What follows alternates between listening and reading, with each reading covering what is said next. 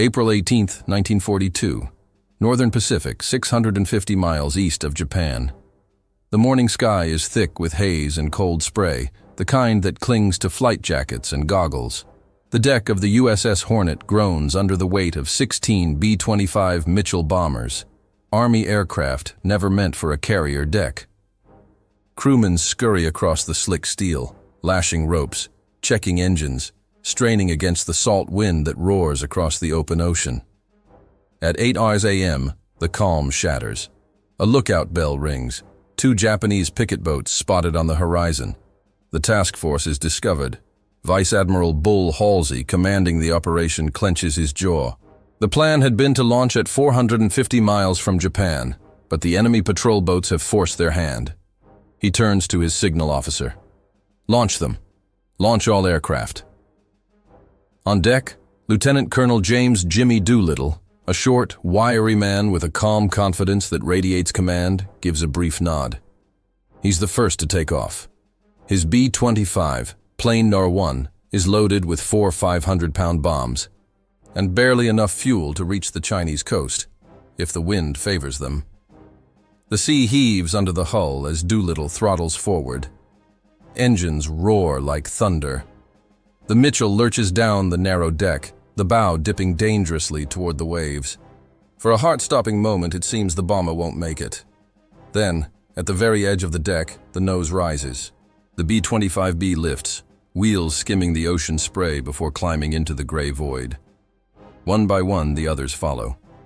16 bombers claw into the sky, each a steel symbol of defiance after the devastation of Pearl Harbor just 4 months earlier. Below, sailors on the Hornet cheer, their voices lost in the roar of engines. Above, the formation gathers into a loose V, heading west toward the enemy homeland, a place no American aircraft has yet dared to strike. Inside Doolittle's cockpit, co-pilot Richard Cole keeps one eye on the instruments, another on the endless ocean. The cold bites through their gloves. Every vibration, every sputter of the engine feels amplified by the knowledge that there is no turning back. If they fail, there's nowhere to land but the sea. "Tokyo in 5 hours," Doolittle mutters, scanning his compass. "Let's make it count." They fly low, just a few hundred feet above the waves, to avoid detection. The ocean stretches endlessly, a dull silver under overcast skies. Occasionally, the formation breaks through wisps of fog, revealing glimpses of the Japanese coast ahead. For many of the young airmen, it's their first mission. For others, it's a chance for redemption. The attack on Pearl Harbor had left the nation burning with anger and humiliation. The Doolittle Raid was conceived as a message, not just to the Japanese, but to every American who had doubted their nation's resolve. Hours pass. Fuel gauges inch downward. Then, faint outlines appear through the mist. Japan. Small fishing boats dot the coastline, unaware of what's coming. The pilots tighten their grips on the yokes. Tokyo lies ahead. Doolittle's voice crackles over the radio. "All aircraft, proceed to targets. Good luck, gentlemen." They fan out in groups of 2 and 3. Tokyo, Yokohama, Nagoya, Kobe. Each bomber has its assigned city. As Doolittle's crew crosses the shoreline, they see railways, docks, and factory roofs rushing beneath them. Smoke curls from chimneys. The Japanese capital below looks serene, untouched by war.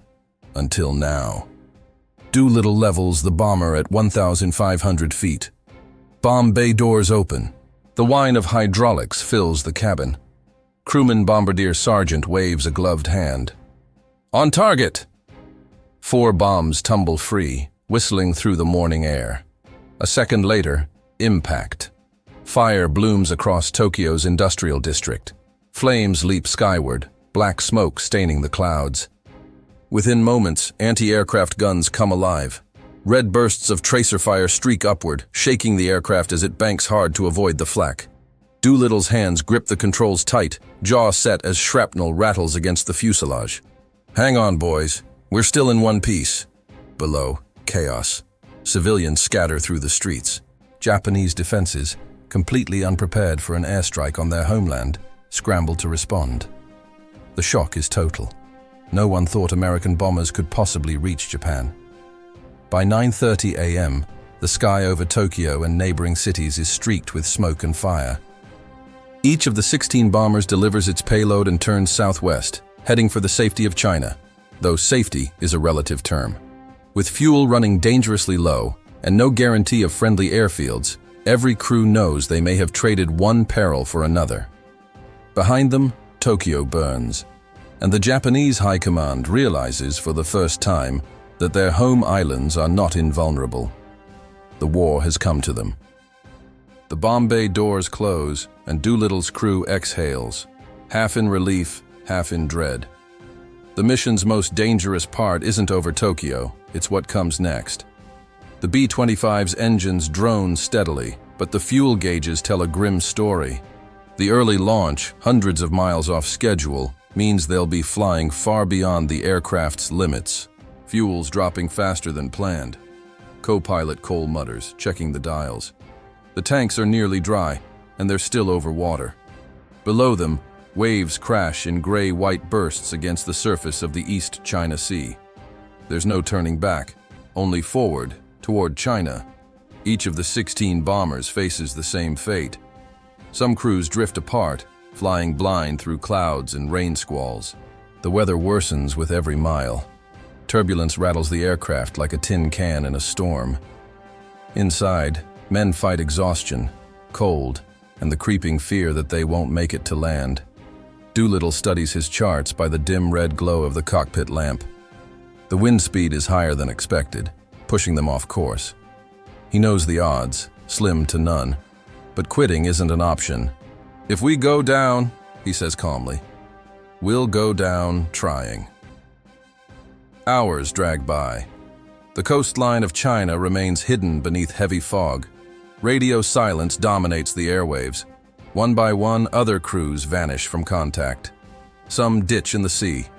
Others drift off course, never to be heard from again. By dusk, Doolittle's plane is barely holding altitude. The fuel warning light flickers, a heartbeat in the darkness. The crew exchanges glances. No one needs to say it aloud. They'll have to bail out. "Prepare to jump," Doolittle orders. At 9,000 feet, the men grab their parachutes. The plane shudders as the last of the fuel sputters out. The propellers windmill uselessly against the wind. One by one, they leap into the blackness. Doolittle is the last to go. He stands at the open hatch, the cold air howling around him. Below is nothing but darkness and the faint glow of lightning on the horizon. He looks back at the cockpit, his command, his responsibility, and steps into the void. The world becomes a blur of wind and rain. His parachute snaps open, jerking him violently.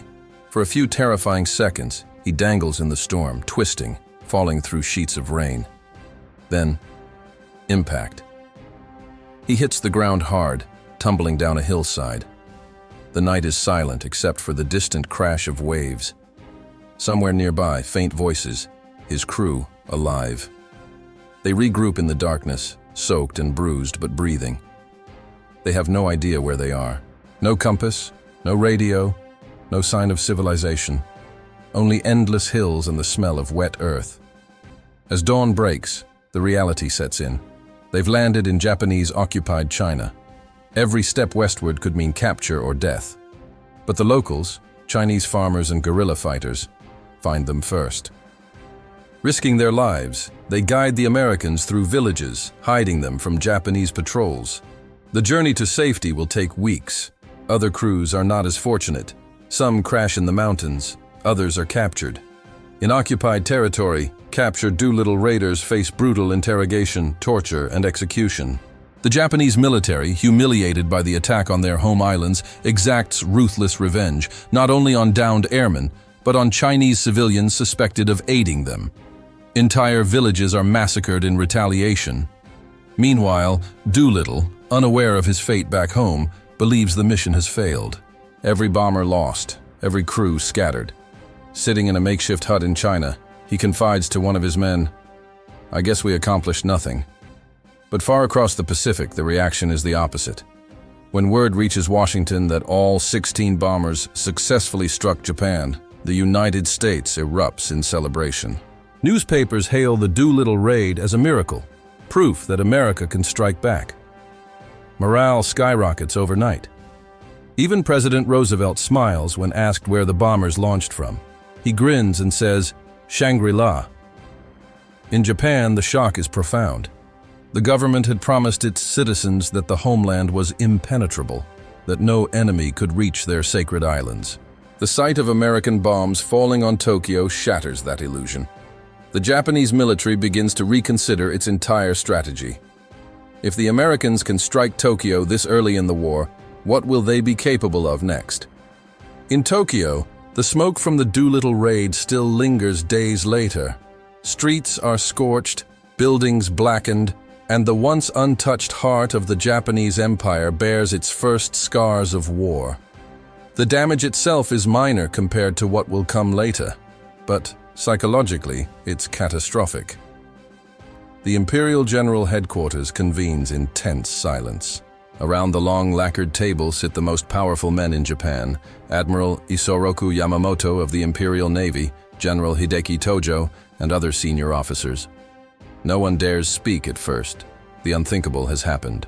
American bombers struck Tokyo. Yamamoto's face is expressionless, but inside he seethes. He knows the implications better than anyone. Japan's citizens had been assured their islands were untouchable.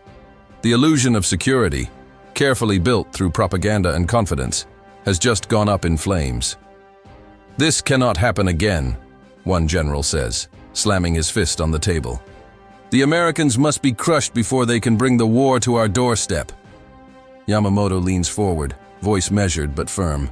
"Then we must destroy their fleet, completely, at Midway." It is the birth of a plan that will decide the future of the Pacific War. The humiliation of the Doolittle Raid drives Japan to seek revenge, and Yamamoto's strategy is as bold as it is risky. Lure the remaining American carriers into a trap, annihilate them, and force the United States into negotiation. Meanwhile, on the other side of the Pacific, the Doolittle Raiders are still scattered across China. Some are hidden by local villages, others begin the long trek toward friendly territory. After days of hardship, Doolittle's group reaches safety in Chongqing, where they are welcomed by General Claire Chennault and the American volunteer group, the Flying Tigers. When Doolittle is finally flown back to the United States, he expects reprimand or even court-martial. After all, every bomber was lost. Instead, he's met with cheers, medals, and a hero's welcome. President Roosevelt personally awards him the Medal of Honor. Standing before the crowd, Doolittle, modest as ever, simply says, "I had the greatest team of men any commander could ask for." The impact of the raid far exceeds its physical destruction. It electrifies the American spirit, sending a message to soldiers, sailors, and civilians alike. The U.S. is not beaten, it's just getting started. Back in Japan, the reaction is very different. For the first time, civilians begin to question their leaders' promises of invincibility. The newspapers, under strict censorship, downplay the attack, calling it a minor incident. But whispers spread. People in Tokyo saw the flames, heard the explosions, and watched the black smoke rise over their capital.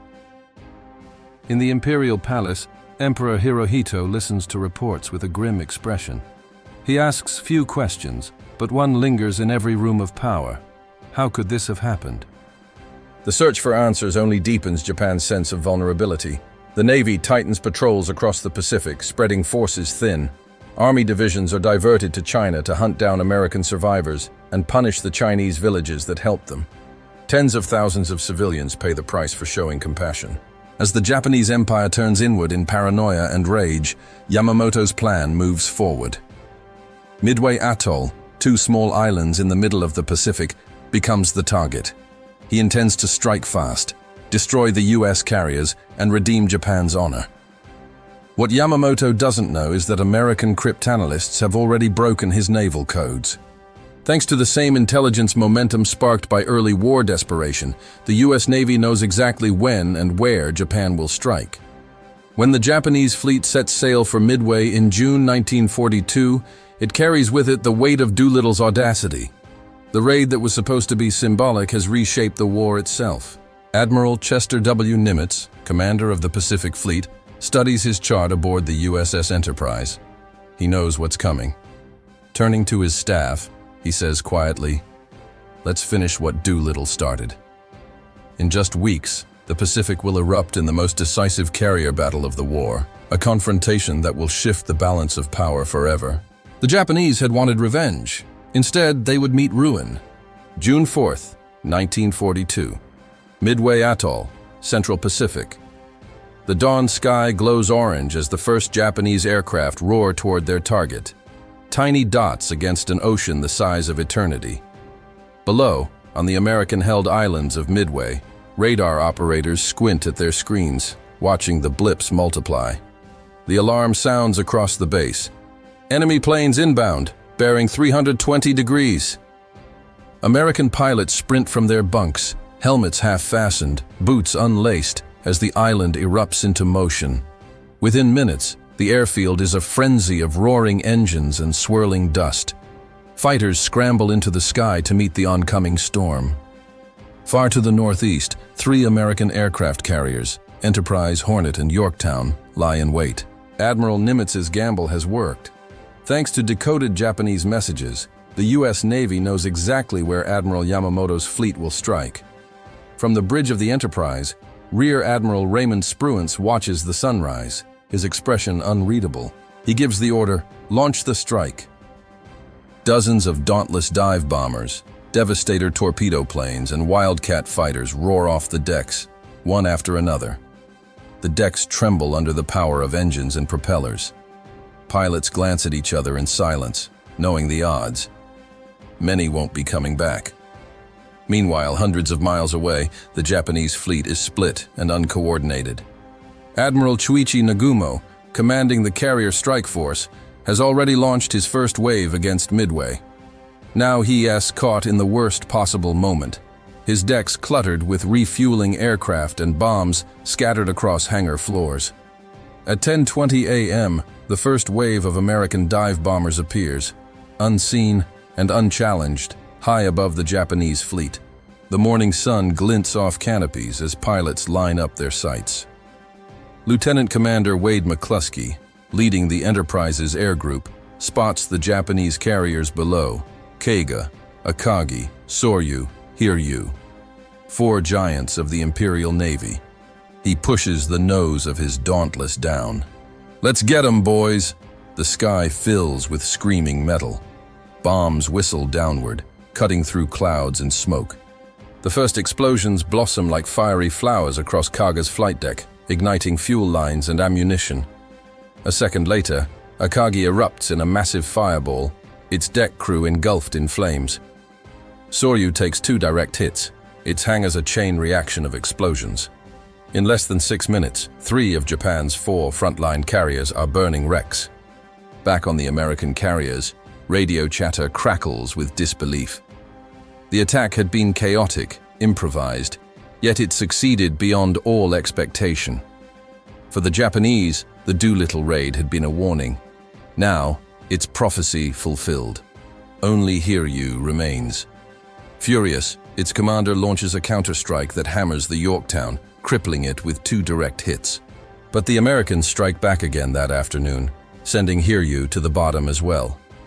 By sunset, the sea is littered with wreckage and oil slicks stretching for miles. Thousands of Japanese sailors struggle in the water. The once proud carrier fleet, the heart of Japan's offensive power, is gone. Aboard the flagship Yamato, Admiral Yamamoto receives the reports in silence. The Doolittle Raid had provoked this battle. His own decision, born of pride and anger, had now doomed Japan's naval supremacy. He stares out at the horizon, the weight of failure heavy on his shoulders. "The tide of war," he murmurs, "has turned against us." Back in the United States, the news electrifies the nation once more. Midway is hailed as the revenge for Pearl Harbor. The public doesn't know it yet, but the chain reaction began with 16 bombers launched into a storm months earlier, a mission that seemed suicidal, yet forced Japan to gamble everything. For Doolittle and his raiders, the connection is clear. When interviewed later, Doolittle reflects quietly, "We didn't win the war that day, but we lit the fuse." The Doolittle Raid didn't destroy Japan's cities or cripple its industry. What it did was far more powerful. It shattered the myth of Japanese invincibility, pushed their commanders into reckless decisions, and set in motion the battles that would decide the Pacific. From the decks of Hornet that cold April morning to the burning skies over Midway 2 months later, the message was unmistakable. America was only beginning to fight, and the world would never be the same again.